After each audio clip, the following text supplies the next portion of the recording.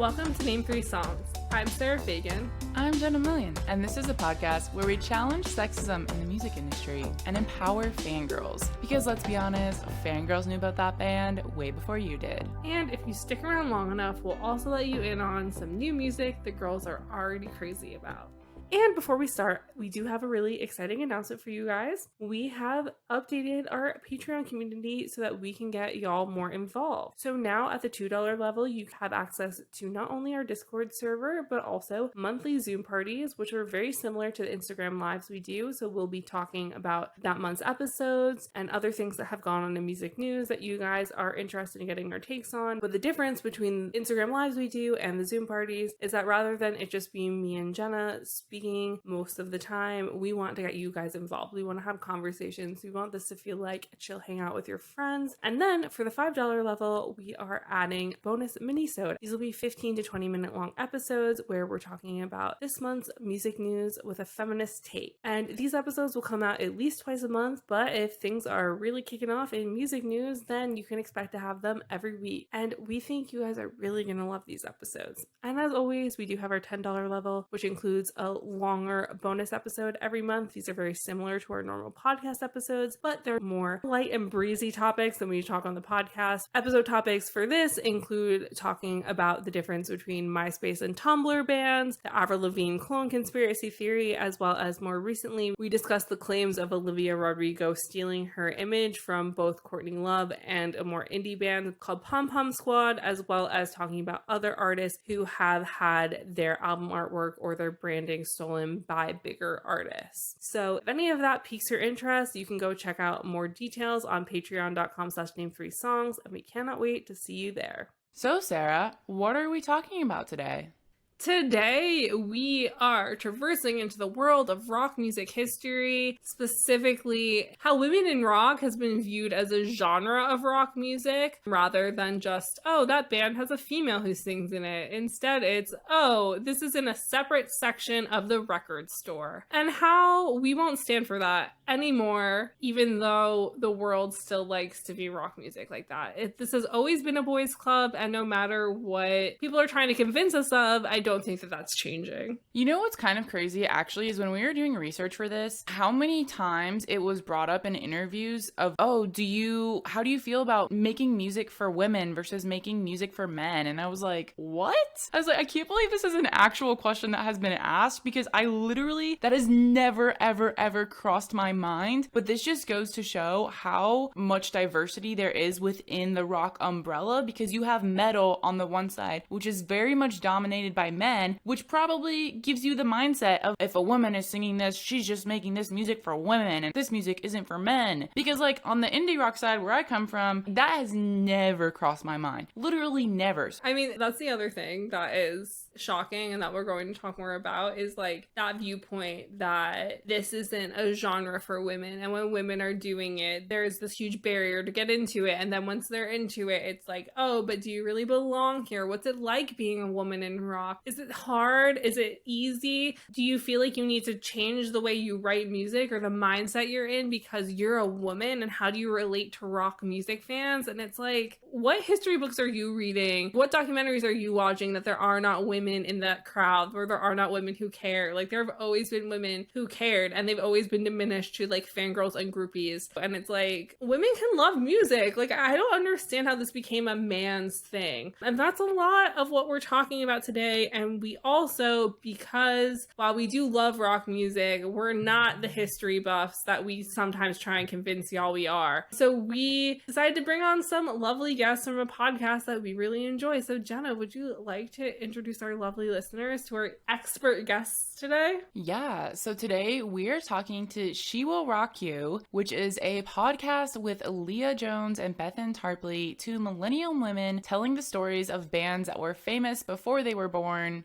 badass women in the music industry, and interview new acts that you need to know. And I would just say, as fellow podcast hosts, it was really cool to have this conversation with them and think about the way that, we are reporting on women and we are interviewing women, because I think this is a really great discussion to have. We're so excited to be joined by them today. Leah and Beth Ann, thank you guys for joining us today. Thanks for having us. Why don't you each say your name and like a fun fact about your favorite rock band so our listeners can get acquainted with your voices? I'm Leah. My favorite rock band is actually not in the era that we normally cover. It's the Struts. I've seen them 5 times, and I'm going to see them 5 more times in the fall. Incredible. I love that for you. My name is Beth Ann. My current favorite band, because I don't necessarily have like a favorite band, it's more like who I'm currently listening to the most, and that's Spirit Box. Fun fact about them is they're from a previous band called I Wrestled a Bear Once. So they're the remnants of that band, and they're a completely different sound now than that scene. But yeah, for all the Warped Tour peeps out there, you might remember I Wrestled a Bear Once.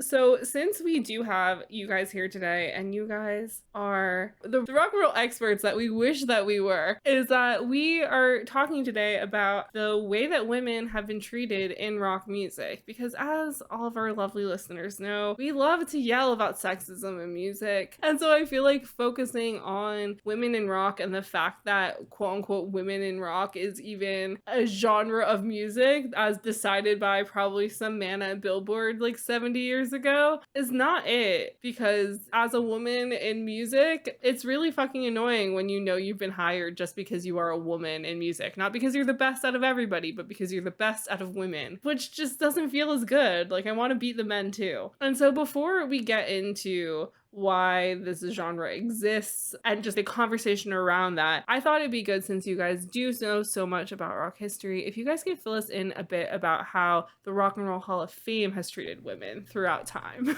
Not well would be the answer.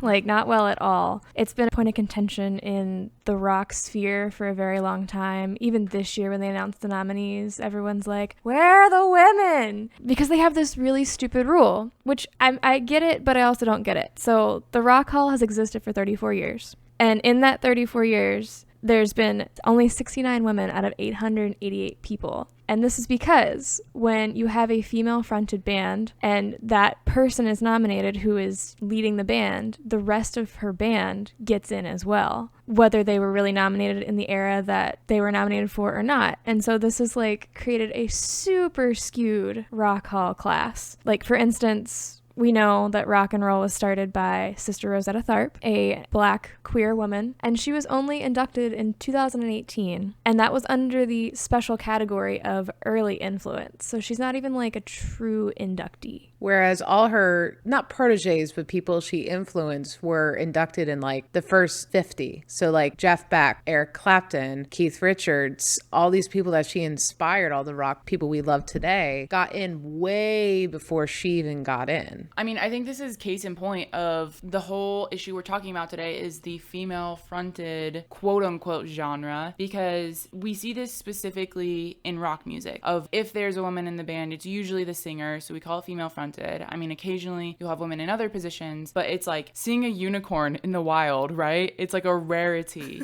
And it's almost been made to be a rarity because women aren't given an equal chance, really. And so, I mean, especially as of recently, this has become an issue that lots of musicians have spoken about. They're very frustrated being asked about what's it like to be a woman in music and all these things. And there's some interesting op-eds that we came across. So I'm going to get a little bit into these. From one of our favorite publications, The Guardian, in 2012, Charlotte Richard wrote an article titled, "When It Comes to Rock, Women Are Not a Gender." And Charlotte writes, "When virtuoso female guitarists appear on the rock radar, they tend to gain the spotlight in the lulls between dominant male-centric scenes like Britpop, grunge, glam rock, celebrated in isolation as brief intermittent flashes of brilliance that flare between the wider collective scenes. When these women are innovative enough to operate successfully outside a zeitgeist and gain an audience without the legitimacy and safety of a wider scene, they are seen as ancillary to rock's larger holistic pantheon. They are rounded up for women in rock trend pieces where gender is genre, and a rock press narrative that creates separate and implicitly lesser form of rock." So case in point here is that it's like women are just filling in the spaces between the next big male rock icon. That's how they're talked about and how they're treated. It's just, and we said this already, but the fact that rock and roll was built on the backs of African American American women who, while at the time they weren't creating music that sounds like what we know and love as rock music today, they were placing those building blocks. And while there are so many artists in rock who were unwilling to acknowledge that, or like, oh, we worked hand in hand, like there's so much drama in the Elvis camp around whether or not he stole his style and everything about his work from Black musicians, because Elvis fans so much so want to believe that he was a good man when he probably wasn't. And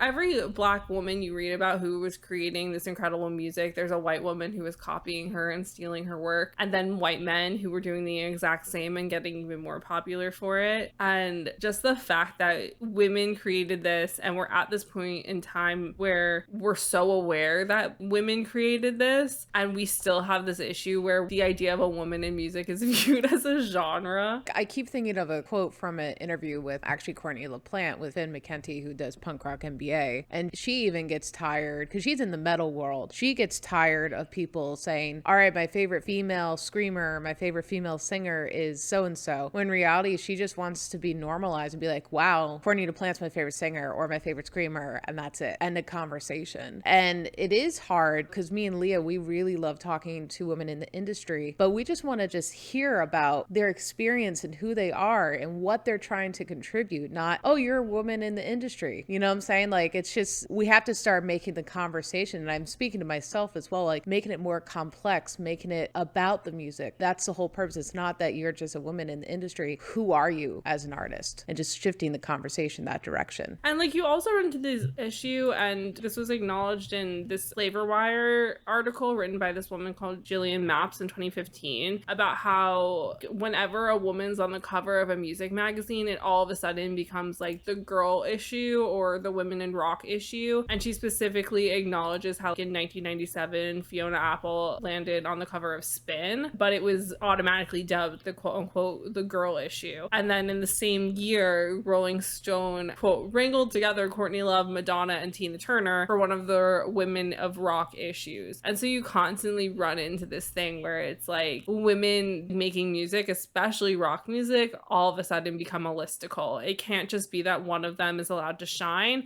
They all have to shine together. And it's just interesting when you think about it, because also in more recent times, it's been so hard for women to coexist with other women being successful in rock, where you run into like the Paramore issue, where any woman in pop punk that was making pop punk after the success of Paramore was automatically compared to Hayley Williams. And it's like, why do women always have to be a BuzzFeed list? Why can't they just exist and be successful in their own right and not have to be always compared to each other? Spotify and other streaming services are not helping the issue, because they're constantly curating their Fierce Femmes playlist or the Hot Women in Rock playlist. And I'm like, just put them on the other playlist. Well, that's a perfect example, because I feel like this is kind of like a layered conversation here, because I think it's annoying for women to be like relegated to these lists, but also it's kind of like when you have like, it's International Women's Day, like let's celebrate women. It's like, cool, yeah, we can do that. We can put them on a list together, but also celebrate them at other times during the year. Like, don't just save them for that one thing. So I guess in general, kind of like the women in rock listicles, it's like, that's cool, but also, are you still talking about those people other times during the year when they're not on a list with the other women in this genre? Well, also when you have those lists, it always is like the same 10 to 20 people. And even if it is like up and coming, it's always the same up and coming people. It's never people that have less than like 10,000 followers on Instagram. And the barrier for women to get into rock music is so much taller than it is for men. And I mean, that's the case in everything with women other than pop music, but even in that degree, like when I really think about it, when I'm like, oh, so many women are doing so many cool things in music, when you think of like top 40 or the people who are played on the radio, the list really isn't as long as I think it is when I try and write it down with a timer, you know? Like, I can't think of more than probably 10 or 15 women. And so we just have this issue where, number one, smaller, more independent artists aren't acknowledged as much, even if they are seeing success. And then when they are, all of a sudden they're the gold standard, and you have these scenarios where everybody's compared to Phoebe Bridgers, or as I said already, everybody's compared to Paramore. And so, yes, while you can't really read anything, any review of music without an artist being compared to another artist, regardless of gender, the fact that this happens is so much stronger when it comes to female artists, because we do have that pre-programmed misogyny, and because of that pre-programmed pitting women against women, and it's sort of inescapable no matter what. And we just sort of have to wait with bated breath for these people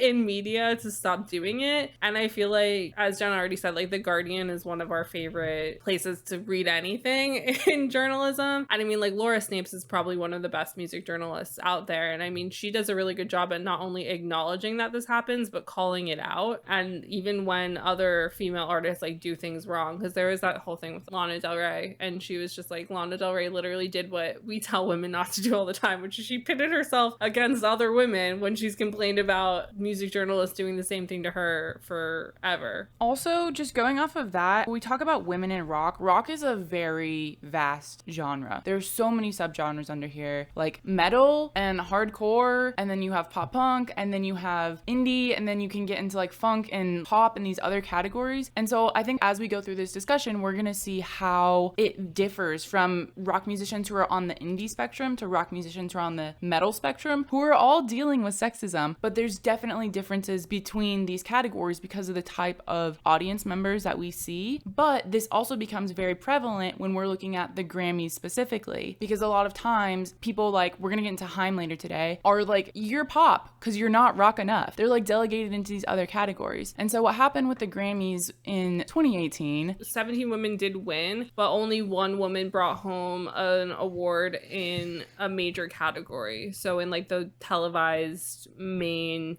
ones that people are like excited about, only one woman brought home a Grammy that year. and that was the Best New Artist, which went to Alessia Cara. So after this happened, Recording Academy president Neil Portnow said, "It has to begin with women who have the creativity in their hearts and souls, who want to be musicians, who want to be engineers, producers, and want to be part of the industry on the executive level. They need to step up because I think they would be welcome." And this got a lot of backfire because he's saying that women aren't trying hard enough. Women don't exist in this industry, and they just don't try hard enough to be recognized. He's the same guy that tells women to smile on the street.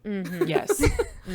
It's just like the craziest response, because there are so many women in music, but the Grammys are such an old boys club that they just are like unwilling to recognize it. And the thing that is interesting about this ridiculous statement about rock music was, number one, he did dial it back in that he gave Variety a statement in regards to the way that he worded it, stating, "Regrettably, I used two words, step up, that when taken out of context do not convey my beliefs and the point I was trying to make. Our industry must recognize that women who dream of careers in music face barriers that men have never faced. We must actively work to eliminate these barriers and encourage women to live their dreams and express their passion and creativity through music. We must welcome, mentor, and empower them. Our community will be richer for it." And I think that it's just rich that this old man is saying this when like he fully has the power to change things. Yeah. And he's not changing things, and even taking steps backwards by making statements like, "Oh, we would welcome more women if they showed up." And then you have the 2021 Grammys, where every person who is nominated for Best Rock Performance, other than Big Thief, which is a band with a woman in it, every other artist 100% identified as female. And so you have this situation where it's like, that's really exciting and really awesome, but also, are they pandering? What is going on here? Because I feel like after you get called out to the degree in which the president of the Grammys got called out, it's like there aren't really any other options, because even in the Best Rock Song category, you also have 4 out of 5 of the nominees are female. And so it's interesting, but then also in the one category where there are more men, which is Best Rock Album, of course, the men win. So you have, for Best Rock Album, the winner is obviously The Strokes, and this category, there's only one woman nominated, which is Grace hotter. And so it's like, okay, why were these other women who were nominated in the other two categories that don't get as much airtime not nominated for best album? Like, what's the deal here? And so again, it's just this thing where it's like, does this really count when the category that gets talked about the most is the one that mainly men are nominated for? Like, what's going on here? Yeah, I think the Grammys in general, mainstream media, I think they're in trouble. For so long, they've gone unaccountable for just how they have,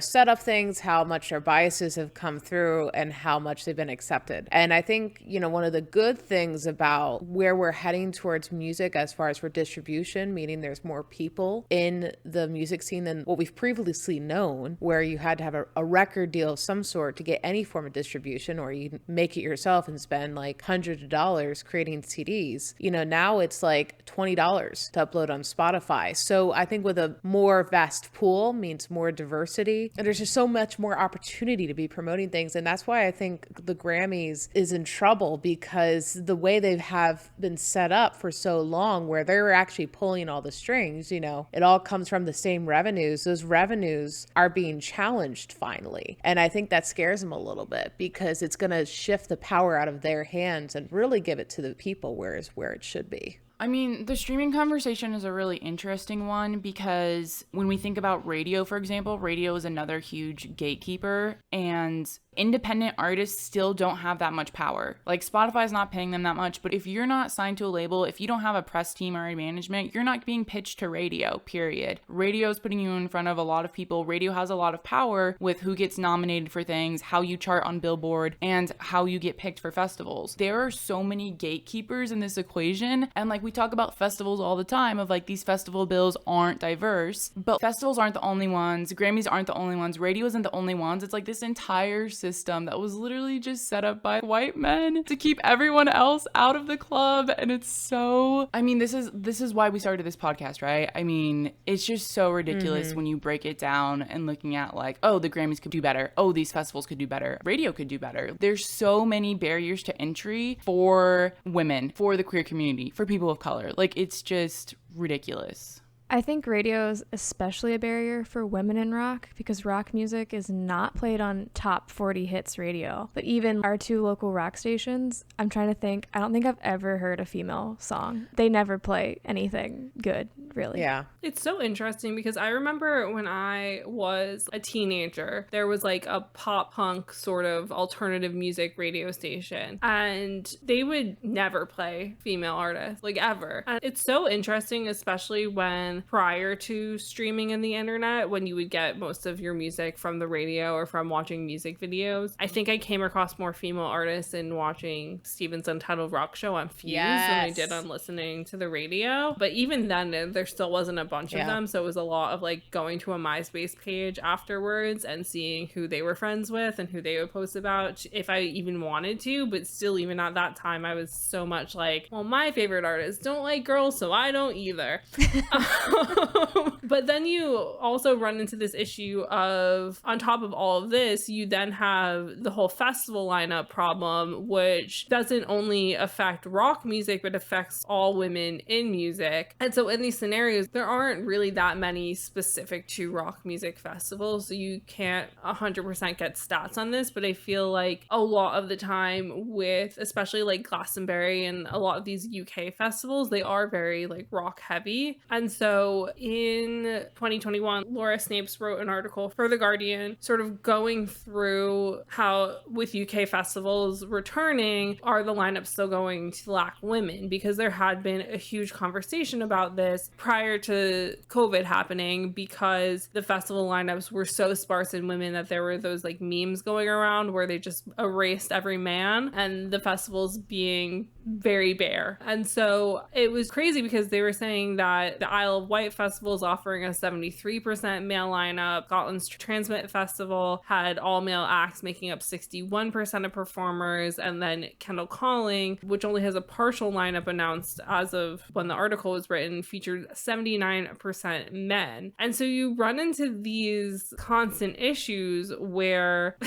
that's insane. But it's also because it seems very much so like there aren't enough women, when like we know that that's not true. But as I said earlier, and we just recently had a conversation about country music and about how like a third of the artists on the radio, like for every 3 songs played by a man, you're allowed to play 1 song by a woman. And so it sort of seems like that's the case in all music, where the reason why I can think of like maybe 15 women who are at the height of A-list music celebritydom, it's just like, okay, so we're just allowing more men to get successful. Why is this happening? And there was one other article that I just wanted to acknowledge where Rianne Daly in 2020 for Enemy basically was saying that she interviewed Emma Banks, the co-head of the booking agency CAA's London office. And so she works with acts like Lorde and Green Day. And basically what she's saying is that over the last 5 years, not one of the venues I spoke to, all 5,000 capacity and above in London, had a year where there were more than 25% female artists or female-led bands playing as the headliner, which is just insane because I feel like for all of us, we are aware that there are so many women doing incredible things in music right now in every genre. And the fact that venues that hold 5K or more are not able to book more than a quarter of their shows with women headliners is wild.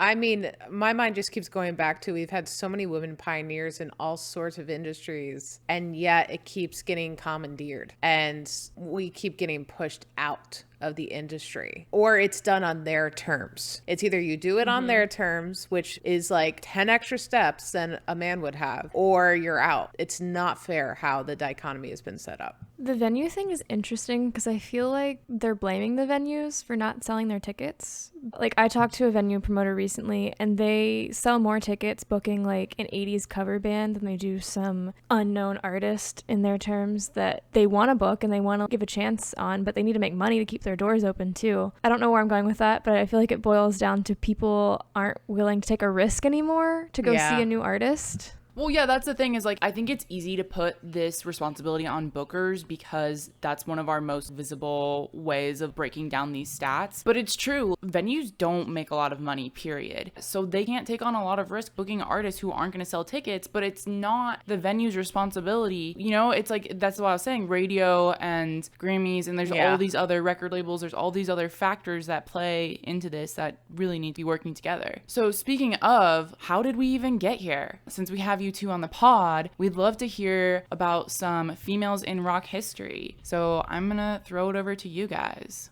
Awesome. Well, I guess I'll start with Heart. I think they're a very pinnacle. Their story gives a lot of understanding of how this industry works and just the difference in how the industry treats women versus how they treat men. So to give some really quick bullet points of brief history of the band, they have 2 female members who are most prominent, and that was the Wilson sisters, Anne, who was the lead singer, and Nancy, who was a guitarist. And when they first started, they signed with a record label called Mushroom Records, which was like a local label, really small. And to promote their first album called Dreamboat Annie, they decided, let's do a fun mock-up of a Rolling Stone cover with the band on it. And instead of just like, here's an awesome band you should listen to, like a normal promoter should do, they instead ran the ad insinuating that the sisters were lesbian incestual lovers. And pretty much like really messed up things,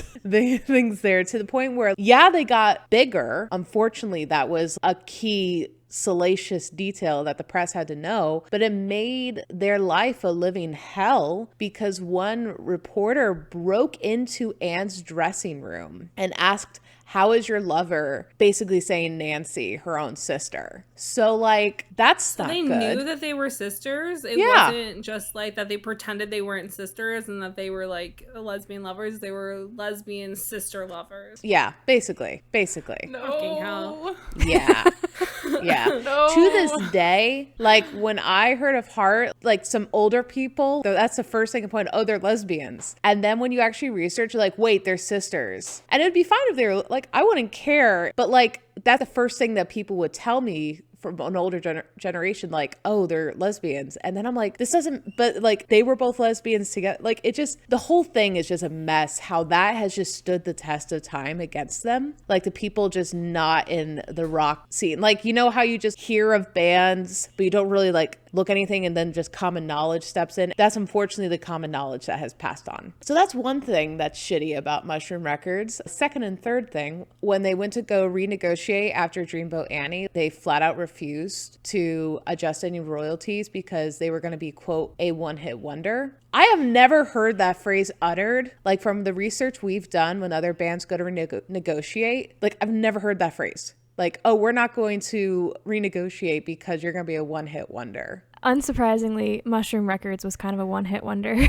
Yes. They dissolved in the 80s, which was great. And then the final kicker for them is they released an unfinished album of theirs without any permission from the band because of a contractual dispute. So they just went and released it and just did this disclaimer of, we're so disappointed that the band did not want to finish this beautiful album, and then put it on them. Like it was their fault, and Mushroom Records suck. So, I mean, that whole relationship with that band was so tumultuous. It just seems like so often throughout history, and this has just been repeated up until modern days, is that record labels do not like women. Yes. And they especially do not like women who want to do rock music, and even more so women who want to do rock music and like know who they are and just try and put out music that they appreciate. And it's just so fucking frustrating and exhausting. And there's just so many women who are trapped in record deals without being able to put out music, and Yep. and for them to put them through all that nonsense and also still just be like, sorry, we're not gonna put your music out, we don't believe in you. They literally, like, to the point where Dreamboat Annie was pretty successful, and they still were like, nah, you're only gonna be a one-hit wonder. Just like the gall of them. But, you know, some would think, oh, that's just because they're a small label, you know, whatever. But like, then when they signed to Capitol, Anne's treatment, the lead singer, was horrible. They kept comparing her against her sister in the area of like, oh, you're not skinny enough, or things like that. You need to be skinny like your sister. Meanwhile, Anne is on diet pills and pretty much has an eating disorder, like just starving herself to just be in comparison with her sister. And the record label went as far as to shoot the videos all from a different angle of Anne to give the illusion that she's thin. This is just bullshit. Like the comparison back and forth that women have to go through, that men sure as hell don't have to go through. Yeah. And the like, you're not good enough, or like you're not feminine enough, or you're too feminine. I feel like that plays into that trope a lot too. Yeah. Absolutely. So that's my brief what the fucks of Heart. They are an incredible band, though. I mean, out of specifically the Mushroom Records thing and that ad, Ann Wilson wrote Barracuda, which is just one of my favorite songs of all time. That was my number one song played on Guitar Hero 2. But I mean, the band is just, how they've persevered through it has been incredible. In a different vein, we have Debbie Harry, who, I don't want to say she hacked the system, but she kind of hacked the system. So when she started the band, it was Angels and the Snake was when she met Chris Stein. And she and Chris Stein started dating, and she kind of, I don't want to say used him, but she brought him to all of their record meetings and any kind of business meeting because she got taken more seriously when her boyfriend was there, which is totally not fair. But because of this, she now thinks that the music industry isn't as hard on women as it used to be, and that female artists today are exaggerating on how they're mistreated because she had it fine with Chris Stein by her side. Oh, wow. I feel like Debbie Harry is a really interesting case study because I think that she is an icon and a legend, and what Blondie did for women in music and just music in general, I think cannot be ignored. But I think that also she very much was, like, while she still was viewed as a woman and definitely had her own hardship, she was, in regards to a woman, very much welcomed with open arms and sort of allowed to exist however she saw fit, and was definitely celebrated in a lot of ways. And so I think because of that, she now has this skewed viewpoint of what rock and roll is. And I think you also sort of run into that with like Izzy Hale of Hailstorm, where they both came into a scene that very much was like, no women here, and then were accepted, not 100%, but way more than other women. Yeah. And so they fell into that, like, not so much that they're misogynists, because I would never say that Debbie Harry's not a feminist. It's more so that I feel like she doesn't want to admit that it can possibly be that bad, because I think then she has to recalibrate her whole history and like remembrance of how things were, because if you the whole time think that things are easy and then are told later on like actually they weren't, you're like, well fuck, I probably could have been doing more. She definitely downplays how bad things were in her retellings. For instance, they had no money when they first started the band, obviously, and she made this really micro dress slinky outfit. It's like a zebra print thing that she made out of a pillowcase that she found in the trash. And Chris was a photographer, so he took like some sexy photos of her, and the record label somehow got their hands on them, and they had pre-approved some promo posters of the band. It was supposed to be all of them together. Debbie was front and center, but the rest of the band was there too, and they were like, yeah, those posters are good to go. And come to find out, they end up running these sexy slinky photos of Debbie without her permission as the band promo photos. I mean, she's not wearing a bra. It was definitely like supposed to be for Chris's eyes only, the way these photos were taken, but she still had her fair share of shit to deal with. But looking back, she's like, it wasn't that hard. I was so totally successful and it was fine. Well, this is the thing, is it's like once you're accepted into the boys club or once you have fame, you have a level of privilege where like people aren't going to treat you as bad because you're now respected. But that doesn't mean that suddenly everything is better for all women in rock or all women in music, whatever it is. Like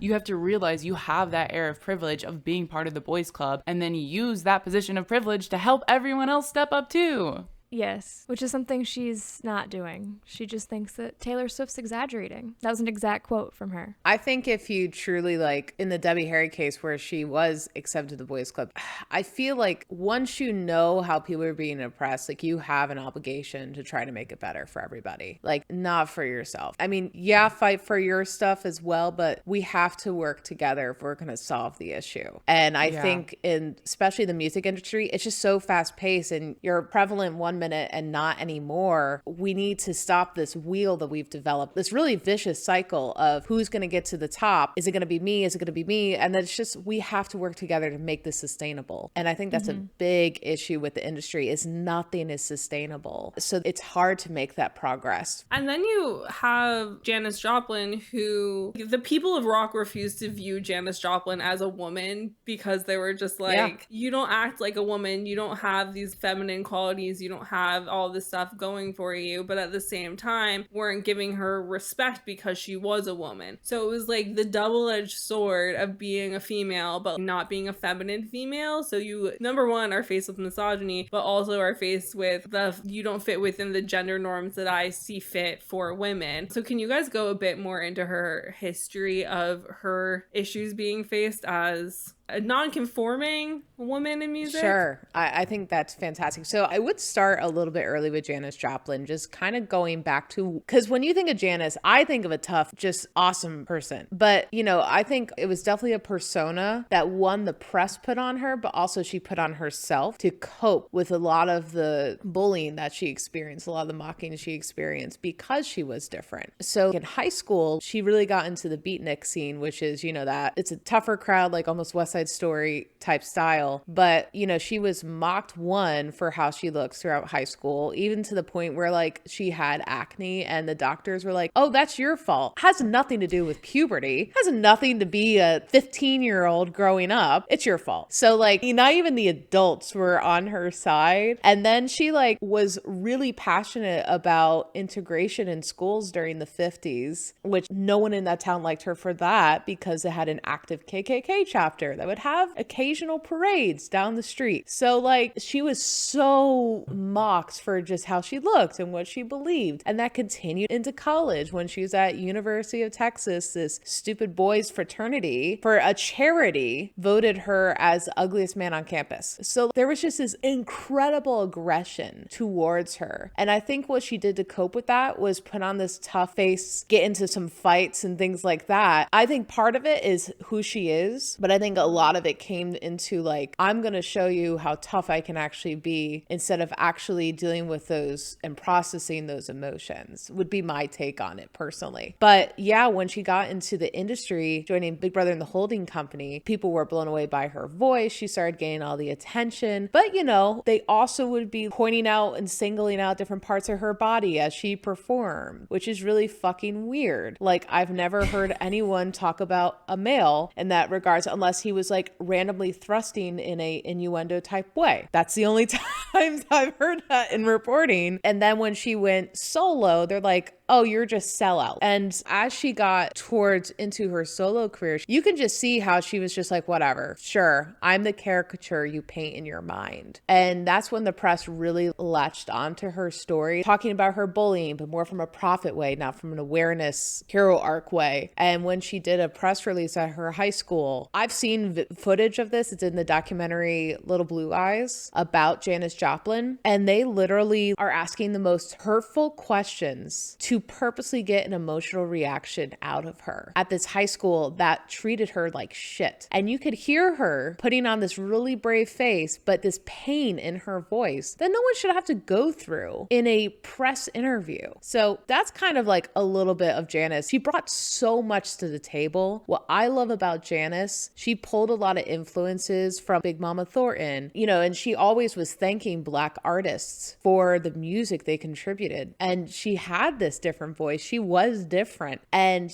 yes, she embraced it, but I think she also let it be the caricature that people painted on her and all the negative connotations that came with it. Yeah, I mean, I think like what you said with Heart and how it's like factoid about them that stands throughout history was they were a lesbian couple. I feel like that's kind of the same thing that happens with Janis, of like her gruff personality kind of like precedes her talent in a way. Yeah, absolutely. And you know, for the people who knew Janis, like truly knew, they knew how much she loved people. She was this really warm and welcoming person. And I mean, I'm not going to lie, when I was in middle school and I was introduced to Janis Joplin, it was partly for her voice, and she was a different type of voice. And then as I learned more about her, it was her being tough. And I'm like, I want to be tough. Like, I want to be like that. But then when you like just really read into her story, yes, it was part of her character, but it just got over exaggerated where she couldn't also be emotional. Like, because you are the tough girl, because you are in that box, I expect you to be the one starting fights and doing ridiculous stunts and cursing all the time and getting entrance into like the Salty Splatoon example of the world. It was so tough. And I think that was a lot of her draw, not to put words in her story, but a lot of her draw towards the drugs and alcohol. It was out of a place of not being allowed to process those things and being tough. And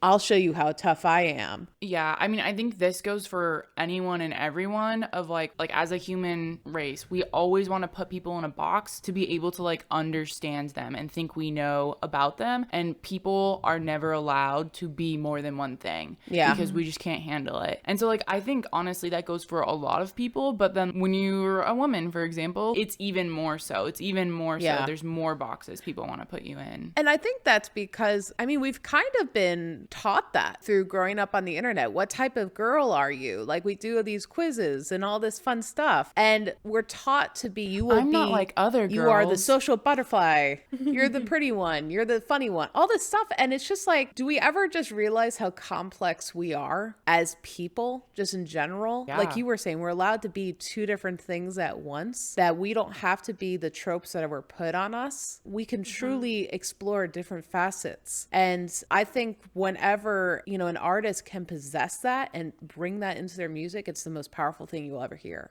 Most definitely. I mean, we can get super meta with that. I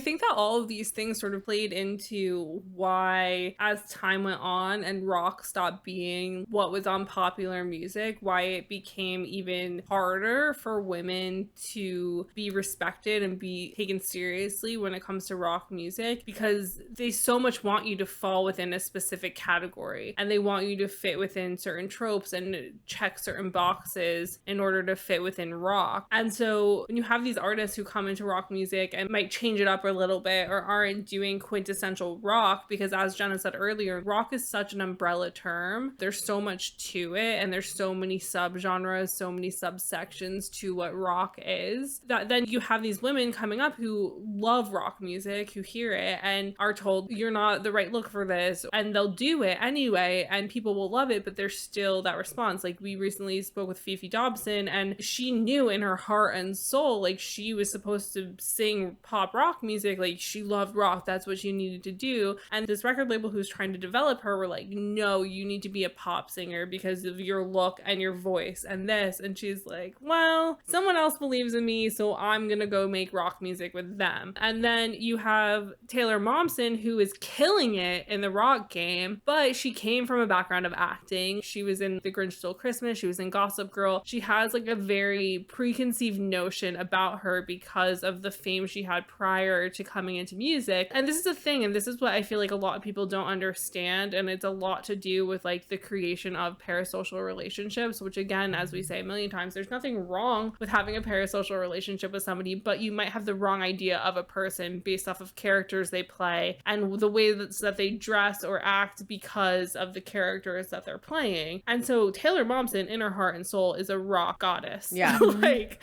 she was never Jenny from Gossip Girl. She was always Taylor Momsen of The Pretty Reckless. That was who she was, even when she was playing Jenny in Gossip Girl, you know? And so then you have her leaving acting behind to go follow her dreams of being a rock star. And you have her showing up, and she's both grungy and sexy and doing so many incredible things with her image and this music. And like, you have to be stupid to say that The Pretty Reckless aren't one of the best bands in rock right now. Like, you can't listen to them and not say that they are not quintessential rock music. Fuck yeah, this is incredible. But she's faced so much sexism and misogyny, and you can go back all the way to 2013. There is not a single fucking interview with this woman where she's not asked about being a woman in rock music. And it's exhausting because there is so much talent there, and yes, of course, she is asked about other stuff, but I mean, you go back to 2013 and she's interviewed for this publication called Untitled Magazine, and she's interviewed by a woman, and one of the first questions asked is like, how do you feel about being a female rock star? And Taylor's automatic response is, I feel like this is such a sexist question. If you were a man, you wouldn't get that question, but I wish I was Robert Plant. I'm over here as a woman going, I wish I was Robert Plant. But doesn't everybody wish they were Robert Plant, man or woman? I don't really like to think of music as dividing it into the sexes. It's just Robert Plant. Man or woman, you should want to be Robert Plant.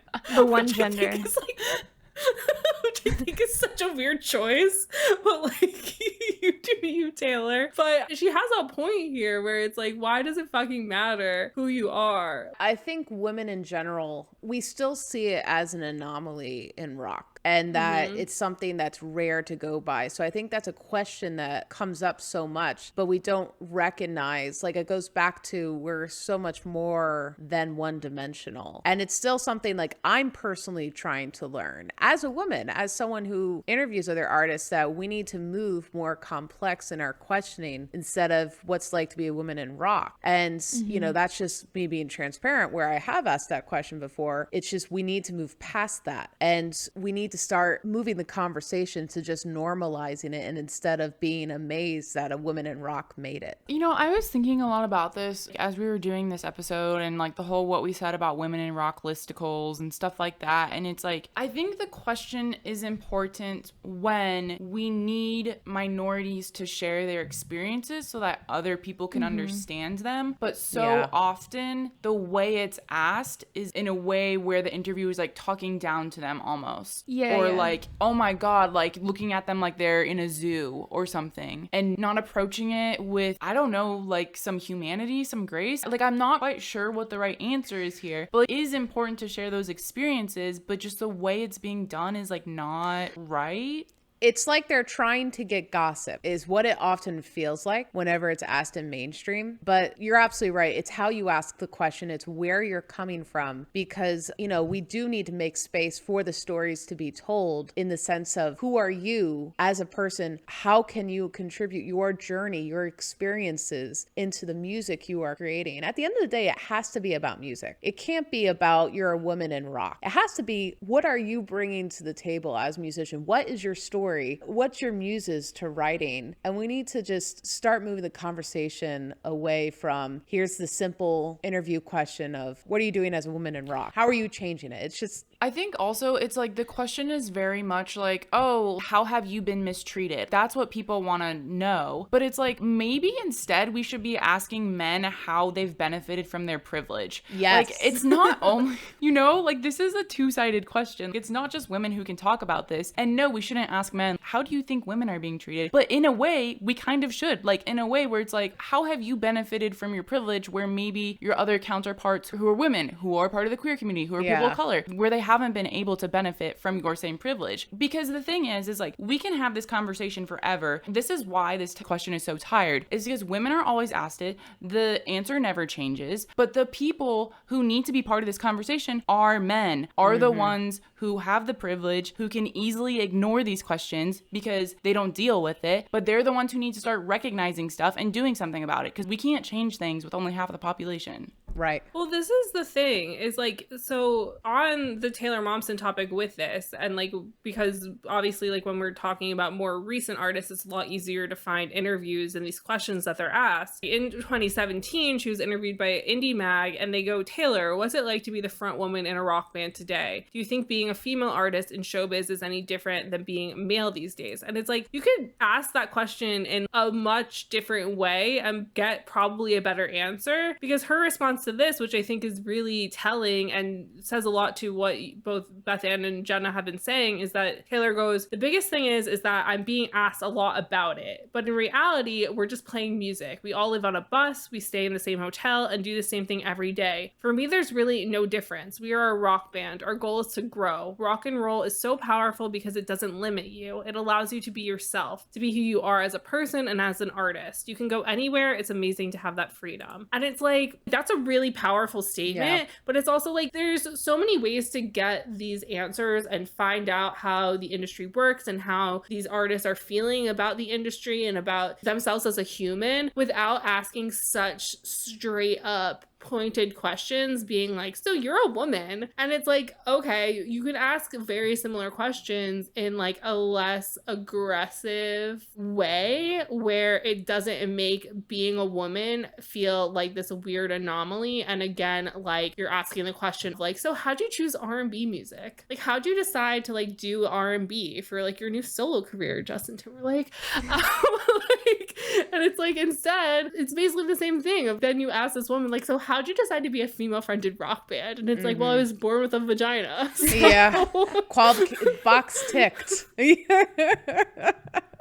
I always ask this question in our interviews, but I always frame it as like, what has your experience been like as a female in these spaces? Because they're always very different. We've had every answer on our show from, it's great, I found this wonderful community of other female rock artists where I live, and we're all kind of like banding together to support each other and promote each other's stuff, to it's been an experience because every time I show up with my band, they think that I'm someone's girlfriend and I'm the lead singer. So like, I always try to frame it as like an experiential thing, not just like, what's it like being a woman? Because they are so different. Like every answer, I've asked that in every interview I've done, and it's been completely different every time. And I think that when we continue to other women, that's when you run into issues like with Phoebe Bridgers, who is in that weird in-between space of being an A-list singer and an indie star, you know? And so you have her making her sort of A-list celeb debut in performing on SNL, where that's when the world decides whether or not you're going to be paparazzi photographed for the rest of your life or not. And you have her breaking her guitar, which is a quintessence, but not even. Like, she didn't break the guitar. She just did the rock star thing. She planned for that because she just, like, didn't want to wreck her fucking guitar. But you have her doing a quintessential rock movement, a quintessential just, like, rock star thing that one does. And the world is just like, nah, you's a lady. You can't be doing that. And also getting mad because they saw her on Twitter asking the guitar company if she did this, if she would break the guitar. But meanwhile, Meanwhile, you have like Pete Townsend, who would glue his guitars back together after shows as to not waste guitars, so that way he could break the same guitar every night. So it's like, okay, it's always pre-planned. You're not going into like, I mean, there have been some cases where rock stars have fully just wrecked stages, but in most of the cases, there is some sort of pre-planned thing. This isn't just like a rock star moment of, I don't know, just like sheer blacking out and breaking your fucking guitar. But there was so much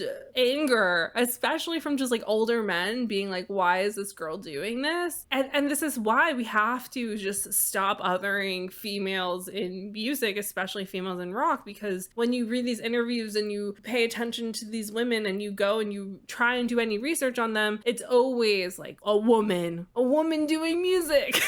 It's like, how are we supposed to change our viewpoints on it if the language never changes? And then you have these scenarios where this woman is doing something that's just quintessential rock when she makes rock music, and they're like, what? Why are you doing that? It's like, because it's a rock thing to do. The other thing that I think about Phoebe Bridgers is like Taylor Momsen, for example. I was talking about how the subgenres of rock are very different. Taylor Momsen falls into that heavy side of things where a lot of the demographic is going to be very heavily male. So you're dealing with like a completely different audience than somebody like Phoebe Bridgers, who very much came up within the indie folk sphere. That audience is going to be a lot different. And so when you have her on SNL, which is a very public platform, doing something that is very quintessentially rock, suddenly there's a bunch of like rock bros who have no idea who Phoebe Bridgers is because they haven't been paying attention. And they're, who is this woman and why does she think she can do this? Like, why does she think she's allowed to do this? Because there are so different sides of the spectrum with rock music. It's always the men who are blindsided by these up-and-coming acts, rock or otherwise. They're like, where did this person come from? I've never heard of them, so they can't be good or relevant. Yes. It's the 3-song man mindset. Yeah. Yes.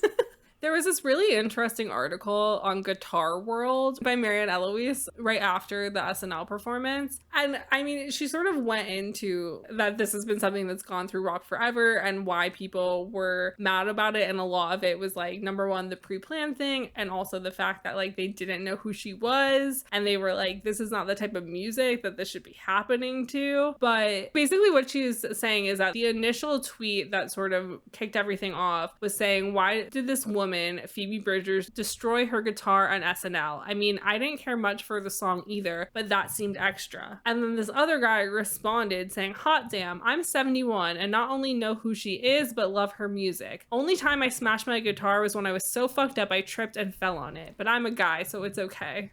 And Marianne goes on to write, he's not wrong. Whether you're quick to admit it or not, while some commenters invoke wastefulness as the reason why they're so angry about Bridgers, what they're thinly veiling is the fact that they're just pissed off because she's a woman. Not only that, but she's a young one who's only been around for a few years. And so it's like she hasn't gotten her rock and roll stripes yet, and therefore is not allowed to smash a guitar. And it's like, all right, like dial it back, sweetie. But that is a lot of the mindset, especially with old time rock. Like, who are you to, especially as a woman, to come in and like do these awesome rock and roll things? That whole scene is just, you know, there's so much elitism in rock and roll that, you know, I think for our podcast, we're trying to dismantle and just be like, you know, just like what you like. Stop caring about whether or not they're, you know, exactly like what you listen to. It's just, we got to move the conversation on from dismantling the elitism that's developed. I saw a great YouTube comment on the punk rock NBA YouTube video that was like, you know, rock guys like to complain that rock music isn't mainstream anymore, but also they're the most elitist pricks who won't let 50% of the population appreciate what they appreciate. So continuing on to the indie side of the spectrum, well, what I would consider the indie side, we have Haim. Their debut record was quite kind of indie rock. And so Haim have spoken about how they always wanted to make rock music, like that's who they are. And the music that they were making wasn't considered rock enough. And people tried to put them into the pop category to the point where like they know they won't even be played on rock radio. So they just stopped trying to appease that audience. And now they just do whatever they want, which is really cool because they're most recent record, which came out in 2020, is called Women in Music Part 3, in which they really did genre bend and do whatever they want with this record, which is awesome. But they've said specifically that the reason they named it Women in Music Part 3 was because Danielle says, in the back of our minds, we're hoping that because this is the name of our album, it wasn't going to be the first question everyone asks. And that's why we put our first song, Man from the Magazine, in music form, so we would be able to touch on it without having it to be the thing that we talk about constantly. And so this song, Man from the Magazine, discusses Haim's experiences with sexism, ranging from a male journalist inquiring inappropriately about the face that Esty makes when she's playing bass on stage, because she has like this really weird like bass face that she does. And he was like asking her about whether or not she also makes that face in bed. Also ranging to a guy working at a music shop who assumes the sisters are beginner musicians. So Haim really just stuck it to the man quite literally with this record. I love that so much though. And also, as they're doing this promotional cycle and as they're saying like, yeah, we were tired of this question, so we literally just named our record that. Like, I love that they did that. But they are asked, do you think things have changed? And they say no. And in an interview with Grazia magazine during this album cycle, they're asked, you've opened up about experiences with sexism within the music industry in the past. Do you find that prevalent issue today, even with growing awareness? Which is like a really nice way of asking, you know, are you still dealing with these things? And Haim have said it's never ending. The thing that is amazing now is that there's an open conversation about it. You're not outcast for asking questions and speaking up and saying, this doesn't feel right. Why is this happening? Why are you treating me this way? I feel like a couple years ago, especially when we were coming up, even as 2011, 2012, it doesn't seem like a long time ago, but it feels like a lifetime. And there are so many things that are still happening in this industry, and we haven't even cured the problem, but at least I can speak up and feel comfortable and feel like people have my back, which is really amazing. And so this is a point where like they're in their careers where they have been recognized. They played the Grammys, like they were Grammy nominated. They've received a good amount of success, and they're still able to recognize that not a lot has changed. That is cool. Like even in their place of more recognition and privilege, they're like, yep, nothing has changed. So they're doing what Debbie Harry needs to do. Yes. Yeah, exactly my point. So I guess my question for y'all, since you guys do speak with a lot of up and coming, mainly female artists in rock music, do we genuinely think that things are starting to change, or do we just think that the women who have the loudest voices are being loud in the right way, and so because of that they've changed the narrative into people being like, well, look, these women who are successful are talking about it, things must be better, but they're talking about it because they're not better, at least from my perspective. So I don't know what your guys' viewpoints are on this.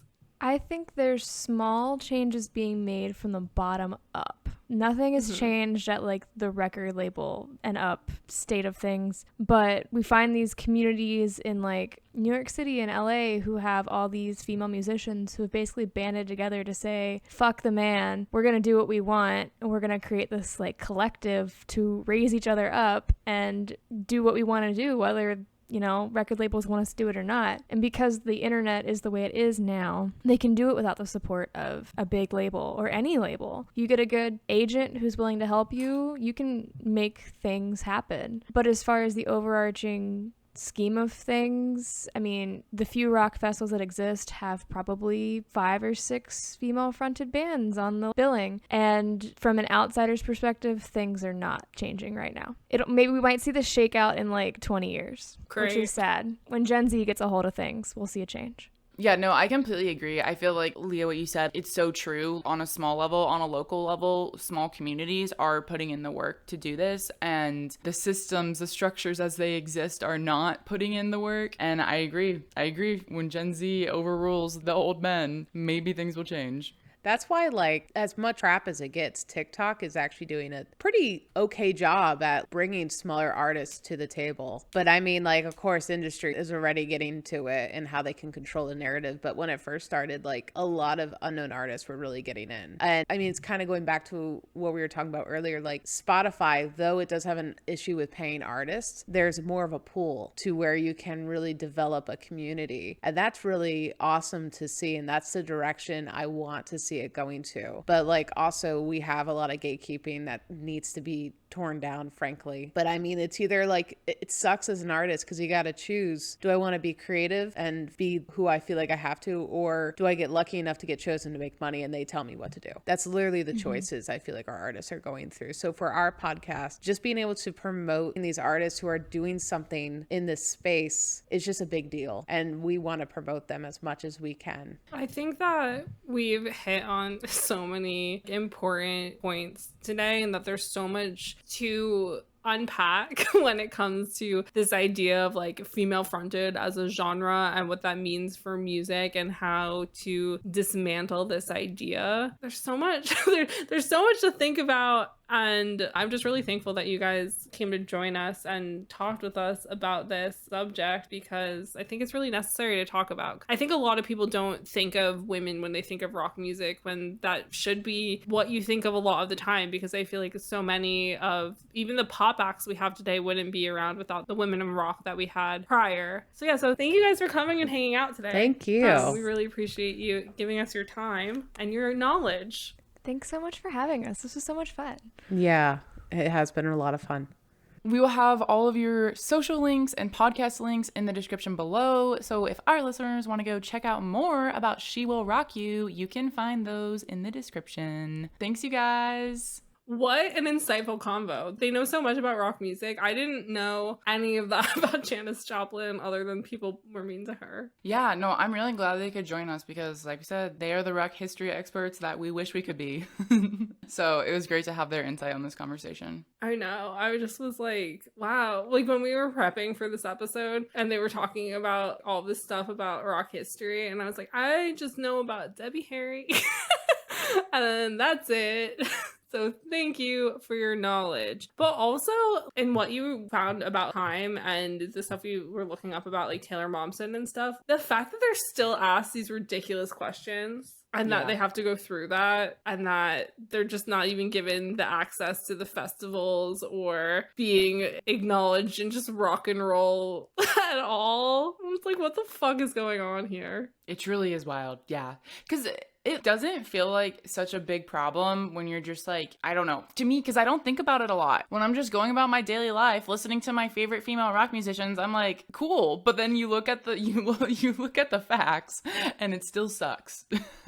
Yeah, it is weird when you live in that world where you don't care who's singing the songs that you're listening to, and regardless of gender, you'll listen to music if it's good, and then you just find out that the rest of the world or the internet is just like female fronted. Like, here's a listicle of all the women in rock, and it's like all of them are 10, and they're always the same 10, and depending on which site you go to, like 3 of them are interchangeable. Yep. But I think that in regards to just this discussion as a whole, for you, our lovely listeners, we would love to continue this convo with you. And so I want to pass the same question off to you guys that I gave to Beth Ann and Leah of, do you think that rock music is changing, or do you think that just the women who have found Billboard success in rock music are just acknowledging the issues loud enough to convince us that maybe because they're talking about it, things are changing? Because I don't know what I think about that. I feel like it's